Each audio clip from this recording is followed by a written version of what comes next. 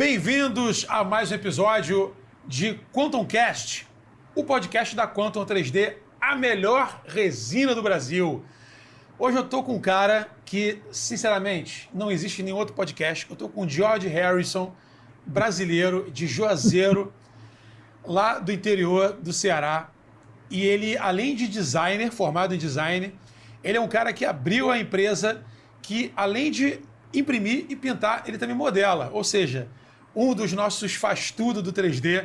Vamos trocar uma ideia aqui no QuantumCast para ver como é que foi a história dele, como é que foram as primeiras dúvidas, os primeiros pesadelos e as primeiras vitórias, né? Seja bem-vindo ao nosso papo, Jorge. Como é que você tá, cara? Cara, tudo bem? Tô aqui. É notável que eu tô muito feliz porque uma galera de peso já apareceu nesse programa, bicho. Pô, uma galera brabíssima mesmo. Fiquei orgulhosíssimo de estar nesse seleto hall aí de artistas, né? Pô. Convidados para participar desse programa. E também puxando um pouco da sardinha para a Quantum, né? Que é uma excelente empresa. Nós aqui da Bandeirantes 3D usamos a matéria-prima da Quantum, indicamos também. Usamos aqui por bastante tempo. Eu acredito que grande parte da nossa jornada foi com produtos da Quantum. Inclusive, tem até algumas fotos que a gente vai demonstrar aí durante o tempo, né? E voltando um pouco para as boas-vindas e tal, gostaria de agradecer demais o convite. É uma honra estar aqui. É uma honra estar falando de impressão 3D, né? Que é um ramo que a gente sabe aí que já está bem disseminado aqui no Brasil. E estamos para responder aí as perguntas e falar sobre a nossa trajetória no ramo de 3D, né? Maneiro. Fala, ó, a primeira coisa, eu me equivoquei. Eu falei George, mas é Jorge mesmo. É George Harrison, bem abrasileirado. Ele tem uma carinha de Dorival Caymmi, novo, né? Grande Dorival Caymmi. E aí eu quero saber, cara, como é que foi a tua entrada? O que te despertou? Tu fez design, né? Quando tu começou a fazer a faculdade, já tinha essa coisa de impressão 3D já ventilando no Brasil? Como é que foi? Cara, assim, foi um processo bem retilíneo. Vou te confessar isso, porque quando eu entrei na faculdade em meados de 2010. Só que aí, por conta que os meus trabalhos, eles não liberavam, né? Que a gente, às vezes, não liberava na hora e eu acabava me atrasando, aí eu acabei tendo alguns problemas e tranquei o curso. Em 2014, já mais estabilizado, eu voltei para a faculdade. Eu também queria dizer que antes dessa faculdade eu não tinha pretensão nenhuma de ser artista. Eu entrei na faculdade por um amigo que estava cursando um curso lá e passou por um laboratório e viu a galera mexendo num software 3D, né, que é o Rhinoceros 3D, que é um software que ele é voltado para o desenho paramétrico de calçados e joias. E esse meu amigo sabia que eu era interessado, eu sempre fui interessado em games, inclusive eu sou autodidata em inglês, só por conta de jogos online, World of Warcraft e etc, né, eu sempre tive essa... Aí remetendo um pouco da minha história, eu sempre conto essa história nos programas e tal, eu sempre fui um aluno muito dedicado, cara. A gente veio de uma infância muito pobre e minha avó sempre dizia isso para mim, inclusive eu levo esse moto pro resto da minha vida, que a educação é a única coisa que um pobre pode deixar para outro, né? Ela pegava muito no pé para a gente estudar.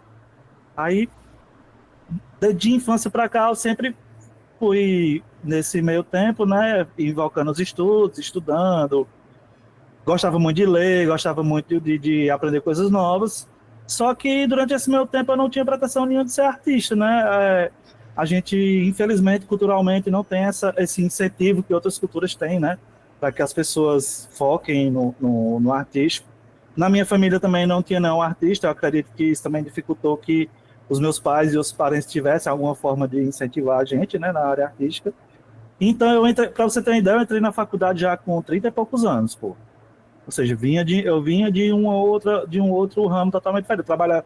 Eu cheguei a trabalhar com contabilidade, aí depois da contabilidade eu tive a oportunidade de trabalhar com sistemas fiscais, que foi daí que eu despertei esse negócio de ensinar, né? Eu gosto muito de ensinar, eu também sou mentor na área. Quem quer aprender, eu também faço workshop e etc. E aí, voltando para a faculdade, esse meu amigo falou, cara, tem um amigo meu, eu passei lá na sala e vi a galera mexendo num programa lá, eu sei que tu gosta de jogos e tal, porque tu não tenta fazer o curso, né? Aí eu passei um dia lá para conhecer como era e vi a galera modelando, aí fiquei interessado, né?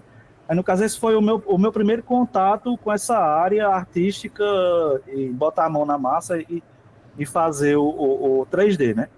Aí, mesmo trabalhando, eu fiz cursinho, aí ia para casa super tarde, porque saía do cursinho tarde, tinha que pegar várias condições para chegar em casa. E aí consegui realmente passar no curso e entrei nesse curso, que na época era um curso de design de produtos, com uma formação técnica voltada para design de joias e design de calçados.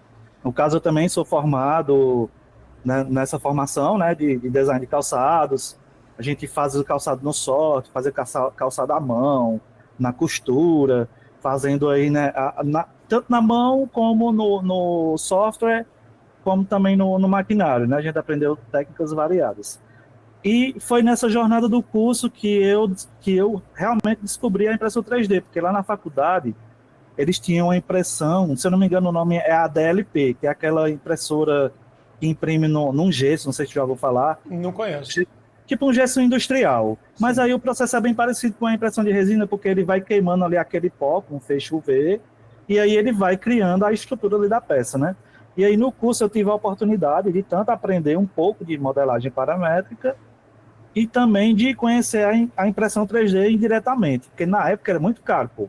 Se eu não me engano, na época era uns 40 ou era 60 mil reais essa máquina. Ou seja, era inviável para que uma pessoa viesse entrar nesse ramo, né? E aí, finalizando a tua pergunta, durante o curso, houveram, sim, algumas ações de empresas nacionais, no caso não sei nem se eu posso falar o nome aqui, qualquer coisa tu corta aí, a GT Max 3D, eu vi posts em meados de 2016, que foi quando a Bandeirantes abriu, né? Vi essas impressoras que estavam... Era por volta de uns 4 mil reais, se eu não me engano. Inclusive, essa máquina eu tenho ela até hoje. Uma máquina muito boa. Eu aposentei ela realmente só por... Prometi a ela que eu iria aposentá-la. Ela está aqui Tempo de guardada. serviço. Algum dia, se alguém for abrir aqui um museu sobre o meu trabalho, ela está aqui para estar lá emoldurada, né? E aí foi isso. Para um marco temporal, eu entrei em 2014 e fui fazendo as cadeiras da faculdade e trabalhando na Bandeirantes 3D. Aí como foi que a Bandeirantes 3D surgiu? Surgiu do hobby de board game. Eu e minha esposa, nós jogamos board games e a gente tinha comprado um jogo que tinha uns zumbizinhos, só que eles vinham naquela forma cinza, né?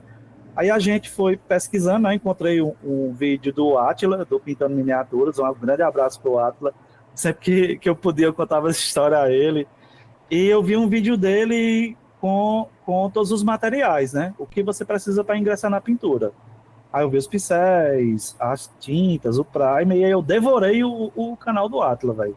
Devorei mesmo de cima a baixo o que você imaginar de técnica que eu estudei. Aí a gente conseguiu comprar os materiais aqui localmente. E aí a Bandeirantes nasceu como uma empresa de pintura comissionada de miniaturas. E ao longo do tempo, o pessoal ficava pedindo coisas personalizadas. Ah, Jorge, eu queria tal personagem. E aí, em vez de só prestar a pintura, a gente foi atrás de pesquisar como é que a gente poderia confeccionar as nossas próprias peças, né? Porque era muita demanda, né? Muita gente atrás. Ei, cara, legal, você pinta, eu gostaria que você fizesse isso e pintasse. Vocês fazem, e a gente estava limitado a pintar só o que traziam para a gente. E aí, casou nessa época dessas propagandas que popularizou a impressão 3D aqui no Brasil, né? A Bandeirantes já está há 9 anos, que foi justamente quando a gente comprou a nossa primeira máquina e abriu a empresa. E teve esse boom das impressoras 3D aqui no Brasil, e aí eu me organizei com minha esposa e a gente se reuniu, né? E vamos tocar o sonho. E aí, graças a Deus, né? Pulando um pouco tempo para cá, ela nasceu disso, né? Nasceu desse boom das impressoras 3D que teve aqui no Brasil. E aí, contextualizando mais um pouco da história, quando a gente adquiriu as impressoras, surgiram novas demandas de peças únicas. Por exemplo, a pessoa queria uma modelagem de um ente querido, queria a modelagem de uma pessoa que já se foi, eu queria a modelagem de um pet, assim, só enumerando algumas demandas que a gente recebia na época. E aí eu fui pesquisar como é que fazia modelagem 3D, porque até então a gente não modelava. A gente só fazia pinturas do que houvesse e imprimia o que tinha por aí disponível, né, nos sites, que é o Thingiverse, Cuts, etc., para VSTL. Foi bem assim um engateamento do 3D aqui no Brasil, né? E aí eu tive a oportunidade também de fazer um curso de modelagem 3D com a Letícia Guiller, né, que atualmente ela é modeladora lá na Disney, e era um curso de cartoon. Mas assim, foi um curso que deu uma boa base para a gente editar a malha, e aí eu fui tocando a vida, consegui fazer cursos preparatórios melhores com o Álvaro Ribeiro. Eu fui da turma 3 de modeladores dele. E essa foi uma história resumida da Bandeiras 3D de lá para cá, né? A gente foi crescendo de acordo com demandas. A tua E primeira hoje, demanda, desculpa te cortar, só para você emendar. A tua primeira demanda que teve foi de quê? Quais foram os. Caraca, vai ser essa aqui a minha primeira modelagem? Tipo de demanda mesmo assim. O que chegou assim que. cara, foi um artista aqui da região que ele precisava de uma cena. E foi um Padre Cícero que eu modelei para ele. Foi, assim, foi o primeiro profissional mesmo, já tinha feito cursos e tal. A gente fez uma estátua do Padre Cícero de 70 centímetros, porque ele ia produzir um documentário sobre a construção da estátua. E aí, no caso, a gente fez a modelagem e os cortes igual como é retratado historicamente, né? A gente fez nas partes ali para ele fazendo stop motion. Ele fez uma animação aqui, foi bem legal, né? Ganhou bastante. Ele ganhou bastante visibilidade, né? E divulgou o nosso trabalho também. Mas a primeira profissional foi realmente essa. Foi essa estátua que a gente fez para um documentário de um colega em animação. Maneiro, interessante. Diferente, né? Primeira demanda do cara é um santo. Né? O boneco de a E imagem de um santo. o santo aqui da nossa cidade, né? O padroeiro da cidade de Juazeiro do Norte. É. Engraçadíssimo, maneiro, cara. Muito legal. E aí você começou a ver, tipo assim, pô, agora eu vou fazer uma coisa que eu sempre quis fazer. E pegar, por exemplo, um boneco que a gente nunca viu, um action que a gente nunca viu. E você ter, por exemplo, eu tenho o Senhor dos Anéis, tenho o Poderoso Chefão, eu tenho uma Barbárvore de Senhor dos Anéis, tenho os Beatles, tenho o Poderoso Chefão, tenho Seu Madruga. Eu nunca veria isso em loja alguma. Então eu fiz os Isso. meus próprios enfeites, né? Qual foi que tu, primeiro que tu, caraca, brother, preciso ter esse aqui, eu vou fazer, vou acontecer. Cara, como desejo pessoal foi os Cavaleiros de Ouro, cara. Porque como eu vinha de uma infância que a gente não tinha acesso, né? Agora, só de sacanagem, eu vou fazer armadura pra mim.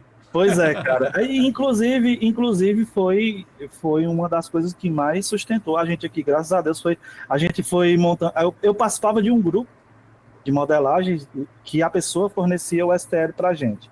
E essa pessoa, por algum problema, ela não conseguiu mais fazer o trabalho. E aí eu vi a oportunidade, eu disse, ó, cara, essa é a oportunidade. Aí eu meti a cara mesmo, fui na doida e aí fui fazendo os modelos todo mês, aí arrecadava um dinheirinho ali da galera, né, um grupo que chama Vaquinha, né, dia de hoje. Aham. E aí a gente foi tocando, cara. Aí a gente fez os 12, era uma versão, seja a versão chibi, né? É uma versão como se fosse uma versão mais infantilizada do Cavaleiro. Ele tem ali traços mais infantis, né? E o tamanho dele é reduzido. E aí a gente conseguiu produzir os 12 Cavaleiros com versões de cabeça diferentes, com e sem capacete. A gente produziu o busto. E, inclusive, esse modelo foi um modelo que nunca vazou aí na internet. Quem pagou por ele está com ele e, graças a Deus, ele nunca vazou. E foi um dos carros-chefe que tocaram aqui a Bandeiras 3D durante o tempo, né? Esse sonho Acredito que muito artista vem desse sonho de produzir o que ele é fã, né? É. Se ele não tiver acesso durante o tempo, o cara vai atrás de modelar e produzir. Inclusive Hoje você já bateu essa meta ou você ainda tá com a ambição de eu ainda vou ter isso aqui daquele tamanho? Sabe? Sim, temos plano, sim. Eu tenho um plano de fazer o relógio das 12 casas numa parede, e aí modular, que eu posso desmontar, ou alguma coisa parecida, e ter os 12 cavaleiros lá no relógio, pô, na parede bem, bem grande, e ter como portfólio também numa loja para o cliente vir e bater foto, né? E instagramar, né? É. Mas Tipo, como se você fosse imprimir um ponto turístico. isso, exatamente, exatamente. Um ponto de. Ter uma loja para fazer a demonstração dos produtos e ter esses produtos para que a galera venha também a desejar, né? É, O é trabalho isso. do design é esse, ele cria a necessidade demonstrando o produto pronto, né? Aí a pessoa cria o desejo de possuí-lo também. É. Você. Vamos ver os teus trabalhos, né, mano? Vamos nessa. Vamos, vamos. Esse primeirão aí, esse daí é do Warcraft, né? É, o World of Warcraft é o Trau, né? E Sim. esse aí é um cliente meu que ele tem várias peças minhas. Inclusive, Sim. eu acho que eu até esqueci de mandar a foto aí pra tu, mas eu acho que se depois tu abrir o Instagram a gente consegue. É o Trau, né? O Warchef da Horda. E é um cliente meu que ele tem só peças que ele encomendou comigo da Blizzard. Ah, maneiro. Esse aí eu fiz antes do curso do Arthur Ribeiro. E eu também fiz com técnicas rápidas de pintura, né? Que seria o quê? Você dá um tom de base e com washes fazendo a transição dos tons. No caso, a cavidade da musculatura, a gente vai dando um wash ali com um verde ou um preto. E nos outros lugares também a gente faz um highlight, né? Com alguns tons mais claros. E ele foi composto só disso, né? Eu dei um tom de base, no caso aí do verde, um tom de base preto, um tom de base marrom nas luvas e nas caneleiras, e um tom de cinza onde tem a como é que chama? O pelo, né? O pelo da roupa dele. E aí é feito com. Eu dei um wash para escurecer as frestas e um dry brush só para dar um relance onde está o relevo, né? Entendi. E o que vale salientar é que essa pintura, ela é a grande maioria das minhas pinturas, 98% das minhas pinturas, atualmente é que eu tive a oportunidade de adquirir tintas da Valejo. Então, agora eu tenho bastante tinta da Valejo, mas todas as minhas pinturas que você vai ver no meu perfil foram 100% acrylex. Maneiríssimo. Pincel e acrylex. Isso é importante falar porque às vezes a galera acha que para fazer um resultado X, Y, Z, você precisa ter a tinta melhor do mundo. É claro que ela facilita para muita coisa, Sim. mas você vai ter um pouquinho mais de trabalho para alcançar um resultado tão parecido, né? Enfim, uma acrylex você consegue, mas vai gastar um suor a mais, né? Por conta da cobertura, vai precisar que você Sim. dê mais mãos. Mas aí pra gente, eu gosto de fazer até esses contextos também para mostrar que eu sou um cara que além de ter feito faculdade, eu também gosto muito de pesquisar sobre os temas e ler e etc. Tem um livro chamado a Cor, é do cara do Dinotopia, eu esqueci o nome, mas aí depois eu posso botar aí nos comentários. É o pintor do Dinotopia. E ele faz no livro dele, ele faz uma revisitação histórica do que foi a arte, né? E lá ele relata que os registros de pintura de até meados de aproximadamente do ano de 1900. Para quem não sabe, o aerógrafo foi criado em 1800 e pouco. Nossa. E inclusive as boas tintas de pintura, realmente, elas também remetem a esse tempo, por volta de 1800 e 1900. Ou seja, antes desse tempo, todos os pintores que houve na história da pintura, eles pintavam com pigmentos ruins, com tintas péssimas, pincéis péssimos, tinham ferramentas péssimas, ou seja, a gente tem aí pintores que se renomaram, ou seja, só para a gente fazer uma contextualização o material, ele pode ser um material importante, sim, mas essa tinta que a gente tem atualmente aqui nos anos 2000 e tanto, ela é inúmeras vezes mais superior do que a maioria 99% dos artistas usaram durante toda a história da pintura, né? Eu acho lá, Segura essa, Da Vinci. Segura essa, Michelangelo. Monet, se pegasse um kit da Vallejo, imagina. Imagina o que esses caras fariam com a tinta que a gente tem de hoje, viu, cara? É o que eu falo com os meus amigos fotógrafos e tal. Pô, tu imagina o Charlie Chaplin com um iPhone agora. Né?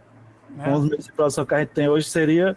Mas eu também creio que, Daniel, que às vezes a limitação, ela é um combustível de você se superar, né? Totalmente. Que inclusive aqui a nossa marca da Bandeirantes 3D é essa superação, né? Eu como artista, eu passei aí o pão que o diabo amassou para chegar aqui, e gosto sempre de ressaltar que eu usei os materiais os mais baratos possíveis, ou seja, meus pincéis, que eu uso até hoje, que são pincéis da Condor, esses que a gente encontra facilmente. As tintas, a maioria que eu usei foram todas da Acrylex, e quando a gente divulga esse resultado por aí que diz que é Acrylex, a galera não acredita.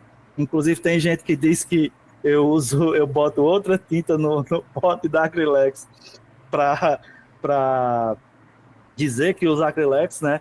E eu tive a oportunidade aí de quebrar vários mitos dessa galera com os workshops de pintura que a gente faz aqui na Bandeirantes 3D. A gente faz alguns workshops aqui presencialmente, já tivemos alguns.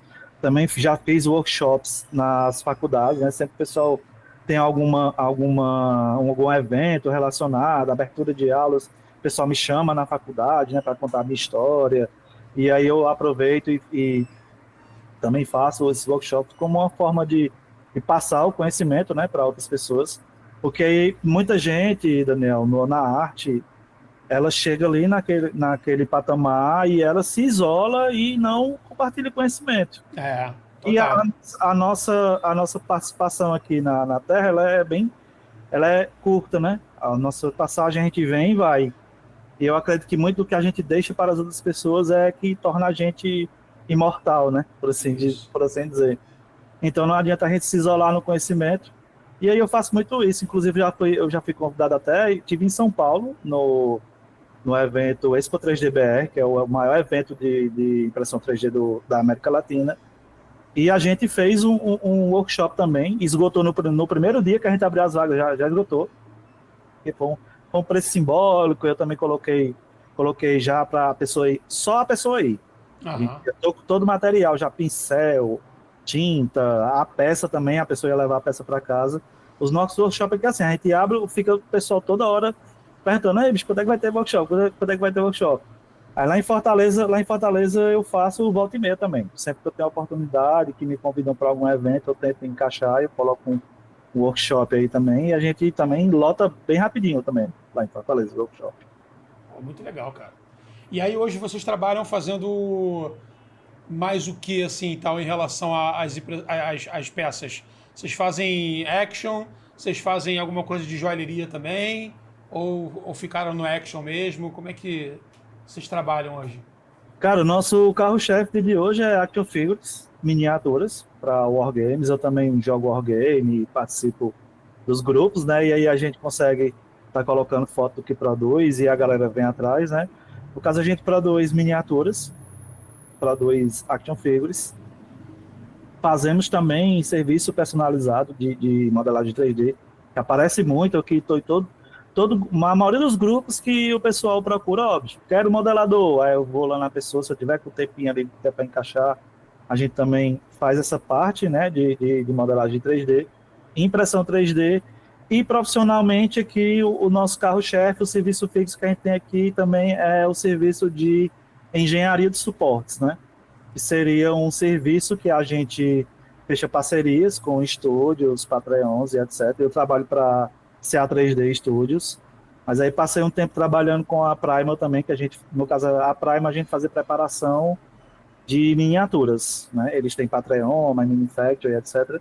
E agora eu estou mais fixamente trabalhando com a CA3D, fazendo o suporte de action figures, que aí no caso é um suporte padrão internacional, que a gente fornece o arquivo já para o pessoal fornecer para quem pagou o Patreon, e a pessoa pega esse arquivo lá e ela só tem o trabalho de colocar no software lá de fatiamento e fatiar com as configurações da resina dela, e ela manda imprimir e já sai tudo ok. A pessoa nem tem aquele trabalho de estar ali caçando ilha, suportando internamente, o cara pega só o arquivo, joga no software e manda imprimir. E tem sido um sucesso, né? No dia que... Eu até conversei com alguns dos outros participantes aqui do podcast sobre isso. No dia que... vai ter um dia que vai baratear mais ainda a impressão 3D, a impressora 3D, né? e a galera já vai pegar no aplicativo, já passar direto pro celular com todo o suporte, com tudo bonitinho. Ela já vai escolher já, tipo, a impressora dela, tipo, ela vai fazer o trabalho de fatiamento no próprio site, sacou? E o site vai, com alguma IA, vai botar os parâmetros e já vai mandar com suporte, com tudo. Cara, eu lhe diria que não está muito longe, porque Não, nem um pouco. a gente já tem softwares que eles conseguem fazer um bom, entre aspas, um bom suporte automático, né? O que acontece nessa parte de suporte é que muita coisa a gente tem que investigar ali qual é aquela área que o suporte está sustentando, né? E aí, às vezes, não é muito bom colocar na mão de um software automático, porque às vezes ele vê uma área ali só, ele bota um suporte ou outro, e às vezes a pessoa tem que dar uma reforçada. Mas aí, resumidamente, falando sobre isso, não está muito longe, porque a gente já tem alguns softwares bons que fazem esse suporte automático. Mas aí, enquanto não, a gente vai atuando, né, profissionalmente, entregando um bom arquivo aí para os clientes do estúdio. Mas não está muito longe, não. Inclusive, máquinas mais avançadas você consegue controlar pelo celular mesmo. Modelos da Bambu e etc. Eu já vi ao vivo lá, por exemplo, eu fazia parte do ateliê que o pessoal do Fab Lab tinha uma P1, um P1S, que é o modelo da Bambu, um dos mais avançados. E o cara tava lá na casa dele lá, e aí ele pegou e me mandou uma mensagem: ei, bicho, olha aí, se a impressora vai começar. Eu tava do lado, aí ele aparecendo lá, né, a tela lá da impressora, e ele operando lá no telefone, e a impressora arrochou, não, assim, ele tá nem perto, entendeu? Como a maioria delas também tem câmera, aí a pessoa consegue ver visualmente ali, né, se tem alguma... Então, o que ajudaria muito isso é se as impressoras tivessem mais sensores, né? Para ver qual é a temperatura do ambiente, né? Sabe? Para identificar. Se você já sabe qual é a temperatura e a umidade do local, e você sabe qual é. Estou falando por mim, tá? Achismo. Se você sabe a temperatura e a umidade do local, e você sabe o modelo e os parâmetros da impressora e da resina que você está usando, não deve ser difícil de calcular e tipo assim, olha, o fatiamento vai ser esse aqui, ó, plou, sabe? Sim. No caso, a de filamento, ela estando ali limpinha e tal, tem como você operar de longe. Já de resina, como ela requer algumas coisas, por exemplo, como você balançar a resina para ela dar ali a misturada. Sim. Aí também tem questão de aquecimento, tem uma questão física de você checar ali no watt da resina, se tem algum resíduo, né? Sim. Então, realmente, isso melhoraria com a qualidade dos sensores. Já tem uma máquina com essa premissa, que é a Saturn 4, que ela diz que tem esses sensores, mas eles não funcionam ainda com muita exatidão. Mas já é um começo. Ela já tem um sistema de IA que chega a detectar alguns erros. E tem a câmerazinha com IA também, que ele reporta para o usuário. Ou seja, a gente já está no como eu poderia dizer, a gente já está no limiar aí das máquinas, né? Em questão de velocidade, ok. Qualidade também ok. E aí, então, a gente está entrando numa era de automatização das impressoras, no caso, né? Sim. Chegou-se ao limiar ali da qualidade, agora a gente vai aumentar a qualidade da máquina, aumentando a experiência de usuário, né? Uhum. Então, esses programas e IaaS e etc. O meu primeiro contato com a impressão 3D foi em 2019, 2018, talvez. Por aí. Cara, pra cá, teve muita mudança maneira. Sim. Sacou? Então, eu acho que se a gente pensar, né, tipo, exponencialmente, daqui a 10 anos, daqui a 5 anos, a gente vai estar nesse patamar. Eu acho que é legal, porque que eu sou um cara que eu sou muito xiita na questão de produção de conteúdo para a internet.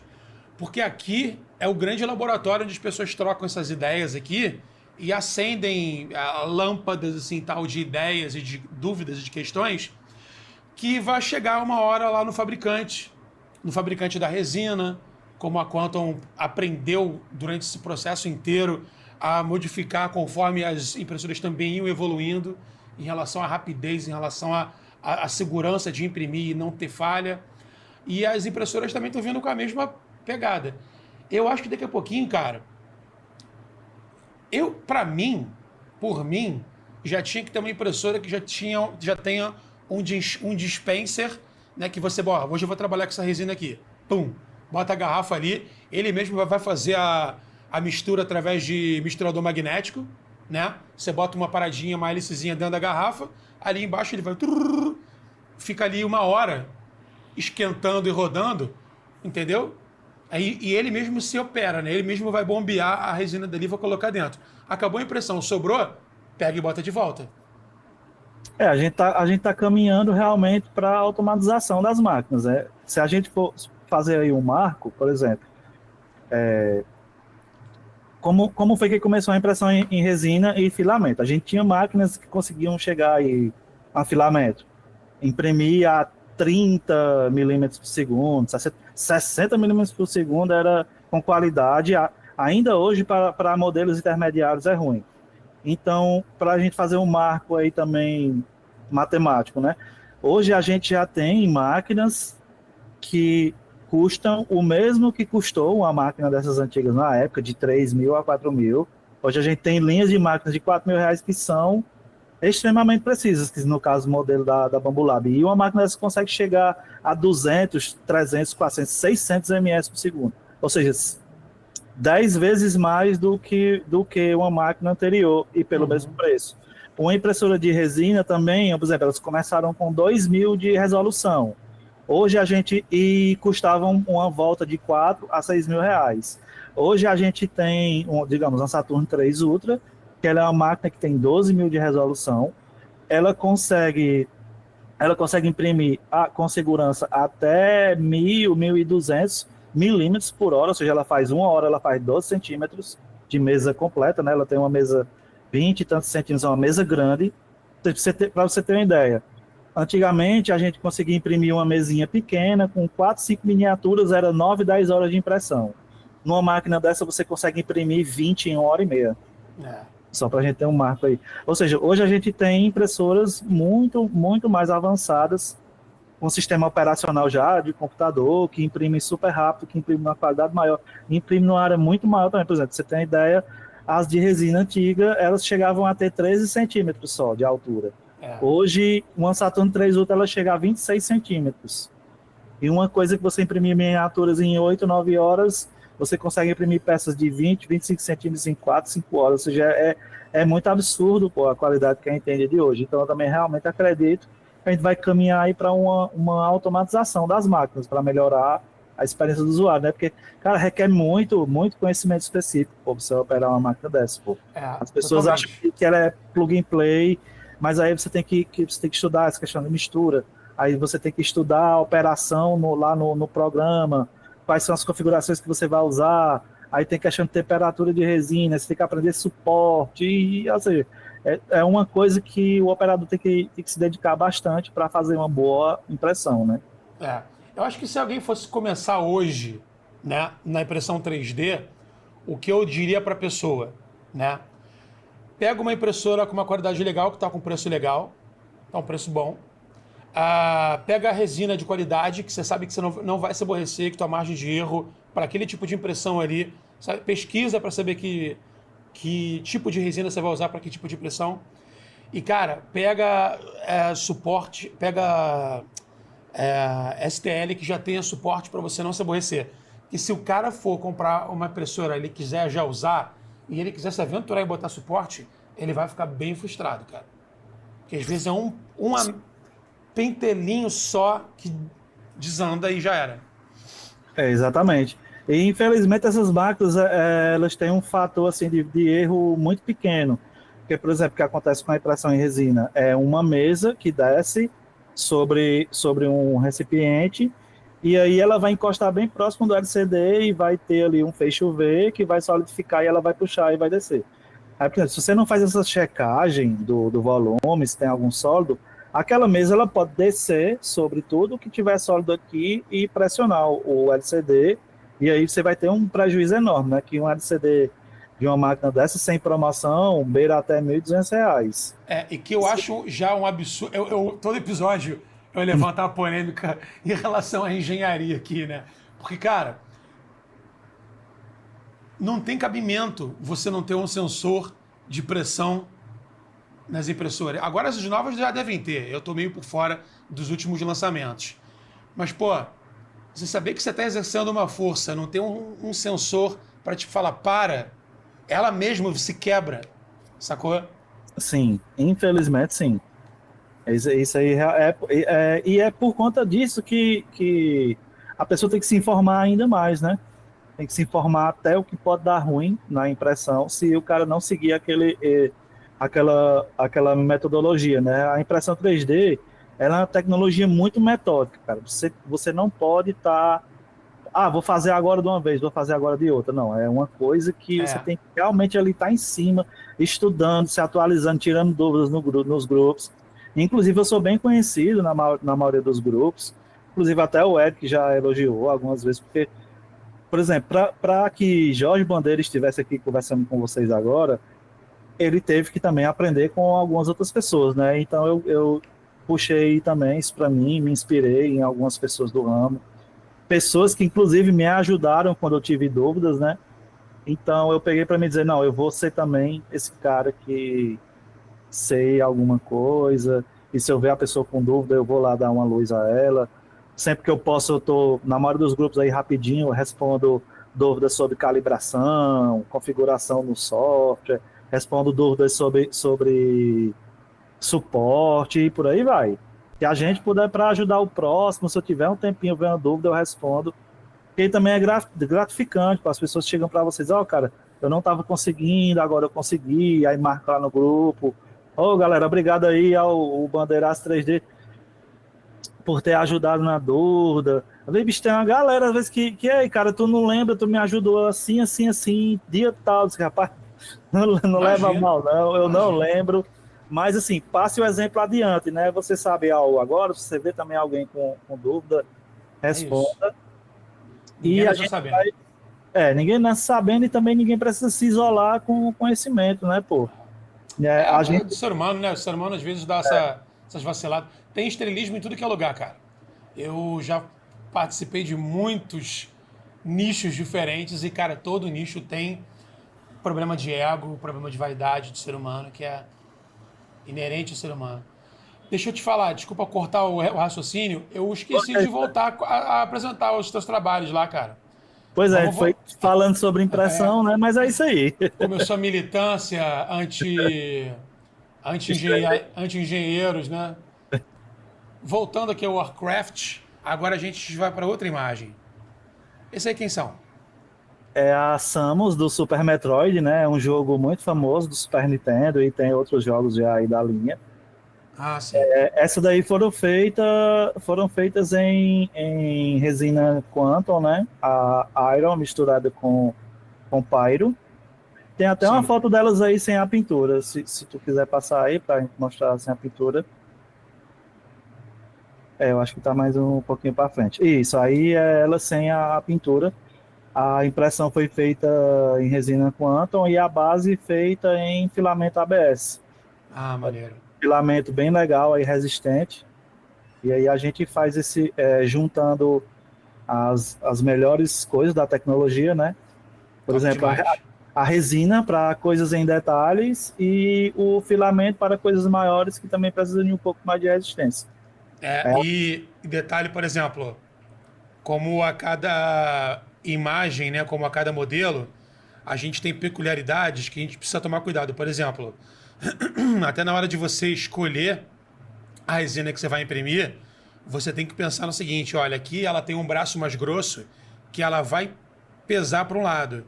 Aqui você tem uma imagem de um action, né, que o suporte dele está num lugar só, entendeu?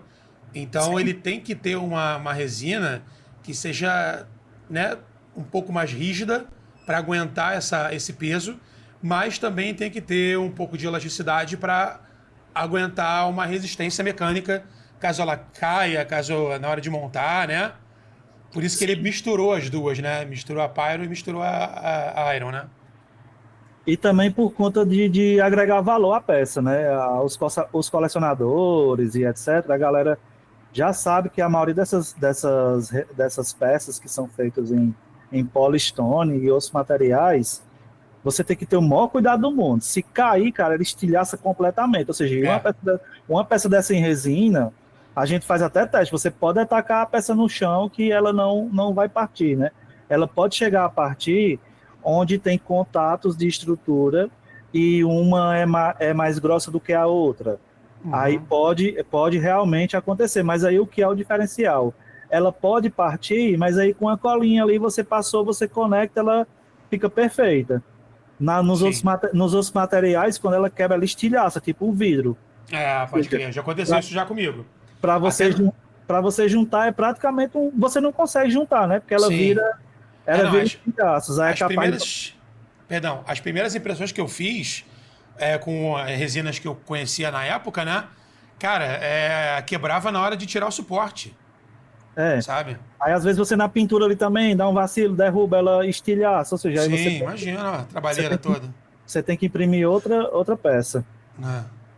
Aí esse daí foi um Padre Cícero que eu fiz para ser uma peça de cenário de um wargame que eu estou desenvolvendo. Eu esqueci até de salientar isso. Eu tive a oportunidade de participar de uma formação de design de jogos de tabuleiro aqui pelo governo do Ceará. O governo do Ceará tem sido um referencial nessa área de jogos, e aí ofertaram essa formação aqui para pessoas do Cariri. Aí eu me inscrevi e a gente apresentou o jogo num evento lá em Fortaleza também desse, que é a CUIA, né, o Centro de Design do Ceará, nos convidou para fazer a demonstração do jogo que a gente desenvolveu lá. E aí eu produzi algumas peças para levar para lá. Inclusive tem até no meu perfil lá como é que foi o evento, a quantidade de partidas e por aí vai. E aí foi só aliar o útil ao agradável, né? Porque eu já trabalhava com miniaturas e atuava na área. E aí o que foi que eu fiz? Eu juntei esse conhecimento de modelagem, impressão 3D, e apliquei voltado para o conhecimento de game design, desenvolvimento de jogos. Sim. E aí eu desenvolvi uma história de um jogo, de um cangaço cyberfuturista, e desenvolvi personagens e a história, e criei os modelos, e imprimi, e a gente estava apresentando esse jogo para as pessoas que não tinham contato com o jogo. Foi um sucesso, o pessoal elogiou bastante. E aí a história dessa peça daí é essa. Aí eu modelei tudo no ZBrush e imprimi o corpo em filamento PLA e a cabeça em resina, que dá mais detalhe, né? Sim. Pô, bem bacana, cara. Bem Obrigado. Bacana. E essa versão do Padim Cícero aqui eu não conhecia, não. Aí é o Kona da CA 3D Studio. Inclusive essa peça foi eu que fiz a engenharia de suporte dela. E esse da frente eu imprimi para um cliente que encomendou para fazer a pintura. E esse de trás é o meu, que está até ali atrás, ali, ó, perto ali do quadro. E eu imprimi ele como... Eu tenho algumas peças aqui que eu imprimo para ser peças para me treinar a pintura. Sim. Ou seja, uma peça dessa eu consigo repintar ela inúmeras vezes com finas camadas de tinta e testar efeitos diferentes. Aí aquele lá de trás é uma peça que eu fiz para treinar pintura. Inclusive, é uma peça que eu fiz depois de ter o conhecimento do curso do Arthur, né? O Arthur Monteiro, que dispensa comentários, é um monstro, né, da pintura. Eu fiz o curso de pintura realista dele, o introdutório. E aí estamos voando. Inclusive, tem até o Rambo, que foi a peça que eu fiz pro curso dele. Isso que eu ia mostrar agora aqui, deixa eu passar para... E eu pintei ele também todo em acrylex, né? Vale salientar. Fiz ele todo com acrylex e pincel. Não tem aerógrafo aí, é tudo pincel. As pessoas não acreditam porque não tem marca, né? Do pincel, a coisa. Mas é uma questão da diluição da tinta, né? Essa uniformidade e a aplicação. E aí, inclusive, eu pintei ele com um pincel de R$6. Isso aí.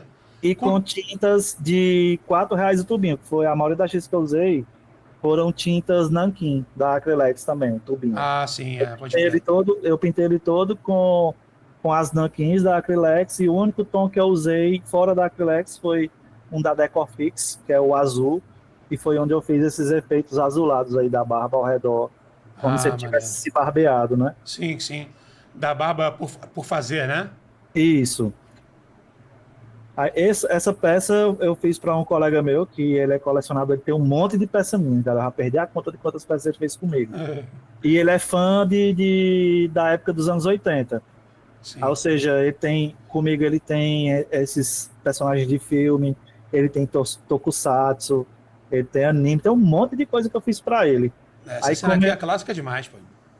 Aí essa peça eu fiz antes do curso do Arthur. Para ficar mais impressionado, essa peça ela é quase toda filamento ABS. Caramba. Só o rosto deles que não é, e o tórax. As pernas deles é filamento. O braço também do Jean-Claude Van Damme é resina. A faixa é filamento. E ele tá ali no MDF porque o cliente ele encomendou um ringue de verdade, em miniatura. Ah, que maneiro. Ele mandou a pessoa fazer o ringue, e aí eu deixei ele aí nesse MDF parafusado os pés, para no dia que a pessoa fizesse o ringue de verdade para ele ter só o trabalho de parafusar os pés do cara lá no ringue. Pô, muito maneiro. Agora você pode dar uma tunada nele, agora que você tem técnica, né? Você é do Arthur e da Carol. Agora você pode dar uma tunada nele, que vai ficar maneiríssimo também. É isso, tamo aí. Eu acho irado o conteúdo que você pintou antes do curso e depois do curso, sabe? Eu acho maneiríssimo. Pois é. Aí, como o Marvel foi o Rambo e esse Conan que eu tô fazendo. Sim. Foi o marco pós-curso do Arthur, né? Aí eu fiz uma foto em luz ambiente, para a pessoa ver realmente aí, né? Porque tem muita gente que tira foto e faz edição, né? Aham, total. E ele aí na luz solar é mais difícil a pessoa editar por conta da exposição, né? Sim, e aí essa peça ela tá em andamento. Eu acho que eu gastei umas 4 ou 6 horas no máximo para pintar ela. Eu faço algumas camadas de tinta, aí deixo a peça secar e largo. Aí, como é coisa minha de estudo de pintura, aí eu vou pegando ele à medida que eu tiver tempo livre. E aí a gente vai sendo uma pintura infinita dele, né? O que ajuda, por exemplo, o que ajuda a gente a fazer isso é, por exemplo, ter um cantinho da pintura que você pode chegar, sei lá, irmão, acabou de chegar em casa, lavou a mão, trocou de roupa, senta ali e vai estar com tudo ali. O aerógrafo, os pincéis, a coisinha de água e as tuas figuras e tudo mais. Eu parei de pintar porque eu tirei esse cantinho, entendeu? Entendi. Eu tive que gravar outras coisas agora aqui, mas tô querendo pegar tipo como se fosse um carrinho, tipo fruteiro, sabe? Que eu vi vendendo, que são várias prateleirinhas, eu quero botar tudo ali. Porque aí, cara, em qualquer mesa que eu encostar, eu chego com tudo ali, tem as minhas tintas, tá o meu airbrush, tá o compressor. Esse que tá aqui, ó, do meu lado, ele é um gaveteiro e ele tem a rodinha também. Onde tá todas as minhas tintas. Então, eu fiz isso, só que o que eu comprei é muito ruim. A gaveta abre pouco, horrível. Ah, pois esse é ótimo e ele é desmontável também. Você consegue montar e desmontar ele. Fica a dica aí pra quem... E ele custou menos de R$100, cara. E cabe muita coisa, pô. Eu acho que tem na média de mais de 200 potes de tinta aqui. E entre potes e sprays e verniz e etc.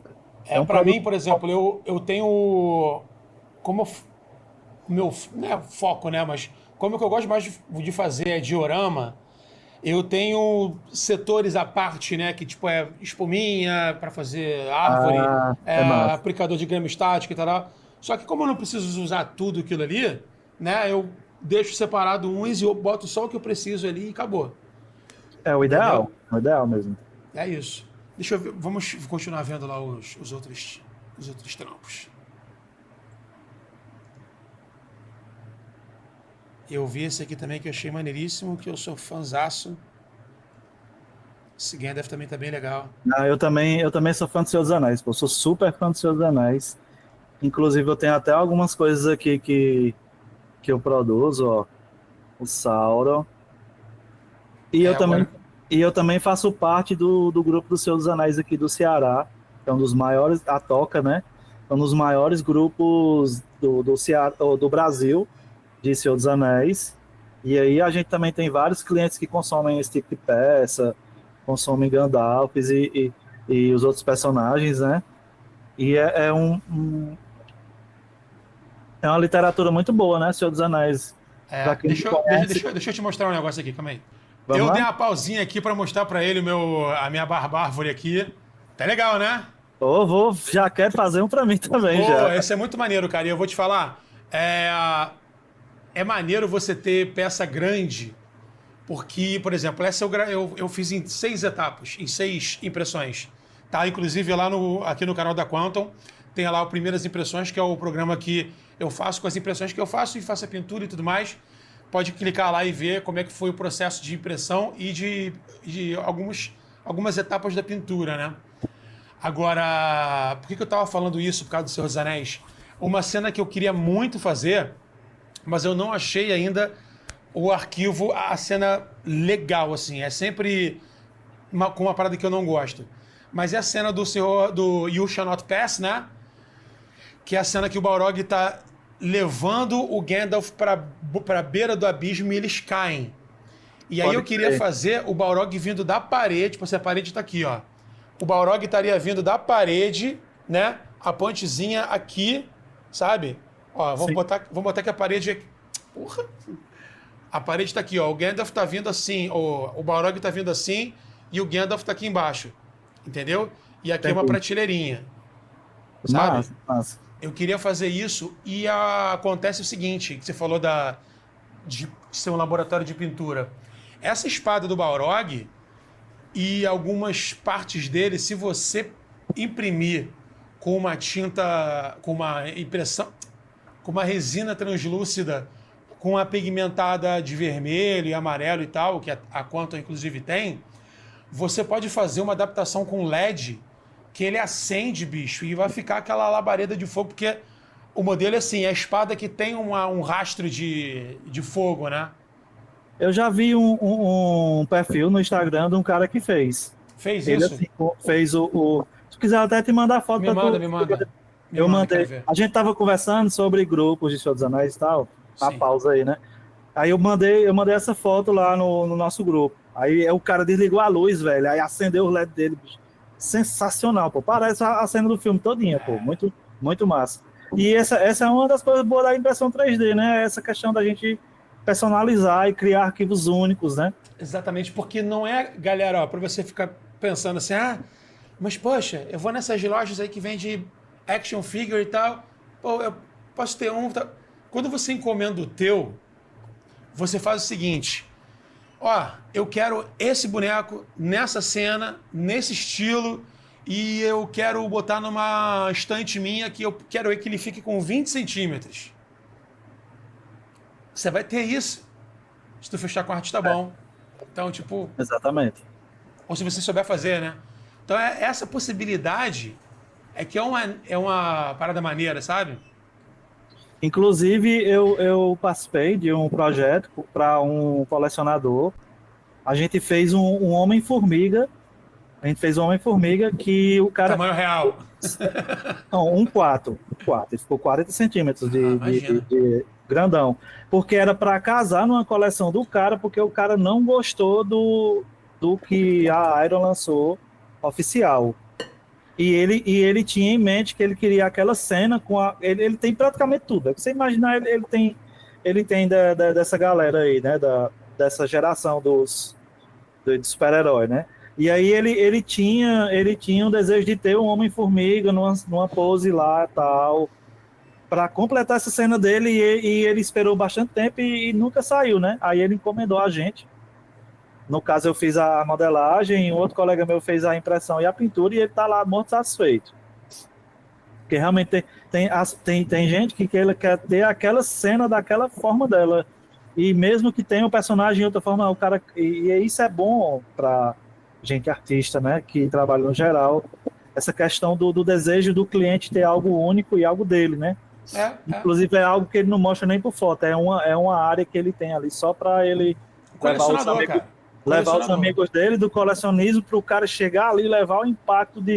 O cara chega, ei, bicho, essa peça aqui. O cara, não, essa peça aqui só existe ela, eu encomendei com o cara, o arquivo não tem na internet. E isso é muito satisfatório, pô. Muito satisfatório para a gente, como artista, conseguir atender essas demandas, né? Eu acho que se a gente tivesse artistas de modelagem 3D no Brasil e a gente tivesse um país mais justo, né, falando de tributação, preço das coisas e tudo mais, não ser tão difícil da gente conquistar as coisas e tal, né, comprar uma impressora, tipo, nos Estados Unidos você compra impressora, pô, né, não tem a taxa do câmbio e tal. A gente teria hoje em dia aqui, cara, um cenário que, tipo, os action, sei lá, tipo, os Trapalhões, tá ligado? Tipo, fanart, sabe? Sim, sim. Imagina uma cena de Trapalhões. Eu não sei, você deve ser um pouco mais novo que eu, provavelmente. Eu sou jovem, né? Eu tenho 41 anos, mas pareço muito jovem. Mas, Pois eu sou um ano só mais novo que tu. garoto, garoto. Você pegou Trapalhões também, entendeu? Sim, eu sou de 80. A gente. Não, é realmente o que você falou condiz. Porque assim, e aí já voltando para um contexto histórico, né? O que é que a gente tem aqui, o que é que a gente teve aqui no Brasil? A gente teve a colonização, e aí o elitismo ele girava em torno de quê? Nas faculdades mais renomadas que a gente tem até o dia de hoje. Que aí a gente pode enumerar medicina, advocacia, engenharia e etc. E o trabalho manual, ele ficou nas mãos da galera que estava ali, entre aspas, desocupada, né?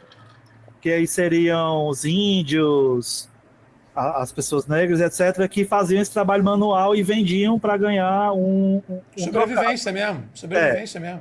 Aí, como é que ficou culturalmente aqui, que essa questão de artista não é bem remunerado, que o artista é um cara preguiçoso, que não querendo trabalhar em outras coisas foi viver de arte e tal. Inclusive eu tinha bem bastante isso e eu passei por vários trabalhos CLT que eu sentia ali que não era aquilo que eu nasci para fazer, né?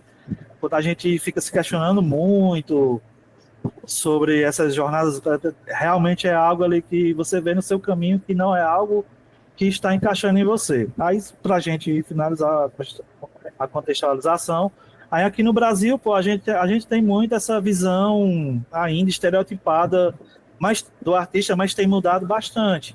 Mudado com os exemplos que a gente tem de hoje. Por exemplo, a gente tem vários monstros do 3D, que é o Rafa Grassetti, né, que o cara ele era diretor de arte de uma das maiores empresas de 3D do mundo, a Santa Mônica, né? E a gente tem o Álvaro Ribeiro, que no caso foi também referência para mim, e foi um cara que popularizou também o conhecimento sobre. Eu acredito que se não fosse ele ter popularizado isso, a gente ainda estaria não atrasados, né? A gente estaria ali um tempinho um pouco atrás. Ixi, minha gata passando aqui. Você imprimiu ela em resina Iron também, não? Foi, ela é resistente. Aí assim, a gente tem hoje no Brasil excelentes exemplos de artistas e no caso essa mentalidade ela tem mudado bastante. A gente já tem mais cursos de voltados para a arte, e a gente tem aí artistas renomados ganhando o Brasil inteiro e mostrando sua arte. E também tem a gente, né, a Bandeirantes 3D, mostrando aí que com conhecimento, dedicação e garra a gente consegue chegar, né, longe mesmo, não tendo incentivo de parente, conhecido, etc. E fica até como uma mensagem de incentivo aí para quem estiver assistindo e que deseja entrar nesse trabalho, né? Que não, apesar de ter muito artista, ainda não é um trabalho totalmente, eu posso dizer, defasado. A gente tem aí pessoas diariamente entrando no hobby com sua impressorazinha, aí aquela pessoa vai aprender modelagem para poder fazer ali a edição de arquivos, de pessoas adquirindo conhecimento também de pintura. E esse é um bom marco artístico para a gente aqui no Brasil, pô. Inclusive, a gente tem artista nacional que é referência no mundo, né? Eu já citei alguns. O Arthur mesmo, que eu tive a oportunidade de fazer o curso dele, o cara é referência mundial, né? Ele é tão conhecido quanto a Titino, que é uma pintora, se não me engano, ela é tailandesa. Posso estar errado aí, alguém me corrige aí. Que é uma pintora se não me engano, ela é tailandesa, que ela também ela pinta para grandes estúdios. E isso é muito bom para a gente, para a arte, a gente no todo, né? Mostrar que a gente está aqui para fazer arte, para mostrar nosso trabalho, e que a gente não essa visão que as pessoas têm do artista, né? E a gente está ralando aí para ganhar mais espaço, contratar mão de obra para ampliar a empresa, e é isso, cara. A gente vai todo dia investindo um pouquinho mais em arte, em conhecimento e fazendo um bom trabalho. E também uma coisa que a gente precisa deixar bem claro, pessoal. Nada que você tenha feito, eu fiz a faculdade de engenharia, eu fiz administração, eu fiz educação física, mas, pô, não era isso. Agora eu queria muito entrar para a área da impressão, do design, da pintura e tudo mais. Por exemplo, o Jorge teve uma experiência anterior que deu para ele uma habilidade que hoje ele usa, que é a habilidade da didática, né? De dar aula, de dar treinamento. Ou seja, isso não jogou fora o tempo que ele dedicou tendo esse trabalho, tendo esse curso, esse rumo na vida dele na época. Ou seja, você vai adquirindo informações, você vai adquirindo habilidades e você vai desempenhando o papel, no final das contas, que é o que você vai acabar trabalhando, gostando do que está fazendo, né? Que é o que a gente está trocando em miúdos aqui. Agora, tenha em mente também, pessoal, que a criatividade é de cada um. Tem uns que vão para action, tem uns que vão para odonto, tem uns que vão para joia, tem uns que vão para engenharia, mecânica e tal. Por exemplo, tem amigos que estão imprimindo acessórios para casa. Tem um amigo meu que até já participou aqui, ator, amigo meu de muito tempo, o Vitor Lamoglia. Ele imprimiu agora acho que em ABS, imprimiu 4 cantoneiras para fazer uma mesa. Legal. Entendeu? E aí ele vai comprar, vai na vidraçaria, vai pegar o vidro da medida que ele quer, vai colocar as cantoneiras e, bum, vai fazer uma mesa. Ele pegou também agora, tem uma porta, né, na casa dele, um portal, né, que ele incomodava ele, o portal quadrado, né, retangular. O que ele fez? Ele queria fazer de massa, né, aquele vãozinho para ficar com uma porta tipo arco. O que ele fez? Pegou a medida, modelou, fez 2 cantoneiras para colocar na porta dele, imprimiu, vai amassar, vai pintar e vai ter lá o portalzinho lá que ele quer. E imprimiu em casa. Não precisa ser vou imprimir só action. Não, cara. Tem gente que imprime acessórios para equipamento para uso próprio. Tem gente que imprime objetos, né, para fazer jardinagem, hidroponia, pecinha onde a água vai entrar e vai sair para o lugar. Ou seja, a impressão 3D, ela é mais do que um hobby, um trabalho. Ela veio para solucionar, para trazer soluções para pequenas coisas e grandes coisas também. Basicamente isso. Exatamente. Você descreveu como foi o nosso início aqui. A gente aparecia pessoa, e até hoje aparece pessoa de todo jeito. Para você ter ideia, eu já imprimi bracelete de relógio, já imprimi peça para pessoal que estuda música, aí eu não vou detalhar por conta de cor de contrato. Já imprimi peça para construção civil, tipo, a pessoa tinha comprado vários canos e não tinha mais aquela tampa no mercado. O cara encomendou comigo. E assim, a pessoa realmente vai ingressar nisso, cara, você tem que ir você tem que ir para o tudo. Desculpa até te cortar, eu tenho um amigo que ele não imprime, tal, ele como consumidor, ele tuna o carro dele. Ele conheceu gente que só imprime peça de carro. Eu tenho um amigão que ele atua nesse ramo, no ramo de carro de corrida. Ele faz o escaneamento ali das peças e aí a galera do custom, né? A galera do custom, e a gente se conheceu por conta desse trabalho que ele faz o trabalho de escaneamento, que também é um trabalho de modelagem, que a pessoa faz o tratamento ali da malha. Mas, assim, é um ramo que é infinita as coisas que você pode imprimir, inclusive se você souber modelar, pô. Ou seja, a gente está aí no mercado com muita gente querendo produzir coisas personalizadas e você vê aplicações inúmeras, pô. A gente tem pessoas que trabalham com joalheria, tem pessoas que trabalham com carro, com cor de carro. Já vi gente que trabalha com cor de relojoaria, odonto, decoração. Cara, assim, a gente não pode dizer infinito, porque não existe infinidade de coisas. Mas é um ramo que você consegue ali produzir com a sua impressora o que der na telha e o que o cliente tiver a fim de pagar aqui na Bandeirantes a gente produz. Eu tenho um amigo que ele fraturou o pulso e ele não, a imobilização que ele fez foi uma tala feita com impressão filamento.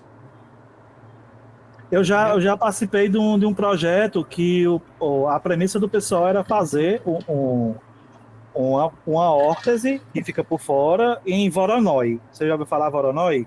Não.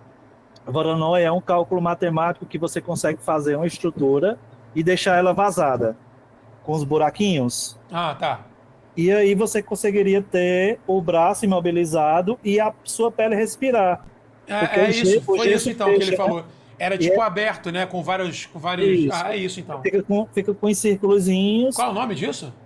O nome da técnica é Voronoi. Voronoi. Voronoi. Não conhecia, não. Aí é um cálculo matemático, tem um software, aí você joga a peça lá, aí você coloca para ele a quantidade de furos, aí ele gera a malha com os furinhos. Muito interessante. Muito interessante. Cara, eu quero te agradecer demais, Jorge. Valeu mesmo pela tua presença aqui. Agradecimento especial. Obrigado aí por ter cedido o seu tempo e contar um pouco da tua história. Essa história aqui, galera, esse papo aqui do QuantumCast é sempre para você que gosta do universo 3D, tá fazendo as tuas pinturas, tá fazendo as tuas impressões e quer ouvir, quer ver a experiência das outras pessoas e tal. A gente recebe a galera do Brasil inteiro que pinta, que modela, que imprime, faz às vezes os 3 e tal. Muitos vivem disso. Então, esse papo aqui, ele serve para você ouvir a opinião de galera que está no mercado, que começou com as mesmas dúvidas que você e está enfrentando aí, já enfrentou as mesmas dificuldades que você, porque a gente está num país que a gente precisa, às vezes, correr muito atrás para adquirir informação, aprender outro idioma para adquirir essa informação. E aqui é o lugar que a gente, pensando nisso, está sintetizando toda essa galera. Sintetizando galera de pintura, de impressão, e nós somos uma fábrica de resina. E a gente, além de fabricar resina, a gente também é do universo de impressão 3D e tudo mais. Então, aqui é o lugar para você agarrar, conhecer o nosso site, conhecer os nossos outros vídeos e mastigar todos os conteúdos que a gente tem aqui. Que você vai poder ver a galera falando sobre suas experiências e poder tirar suas próprias conclusões. Além de você ter um site super completo, que tem a descrição de todos os modelos de resina que a gente tem, que a gente trabalha, tanto na parte de action, como engenharia, como odonto e tudo mais. A gente tem tudo isso no nosso site, que está de cara nova. Você pode entrar lá em quantum3d.com.br.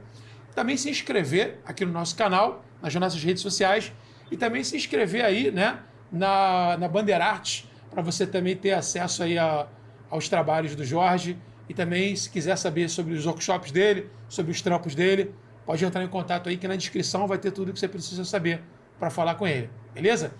Se você ainda não está inscrito nesse canal, já se inscreve. Clica aí, se inscrever, dá uma curtida, comenta o que você achou, conta a tua história pra gente. E é isso. Meu amigo, muito obrigado. Satisfação, viu? Eu que agradeço, cara. É uma oportunidade de honra estar aqui diante de todos esses artistas maravilhosos que já fizeram aqui parte. E gostaria de deixar só uma última mensagem, que se você tem sonho, corra atrás dele, porque só você é capaz de fazer o possível. Perfeito. Muito obrigado. Fique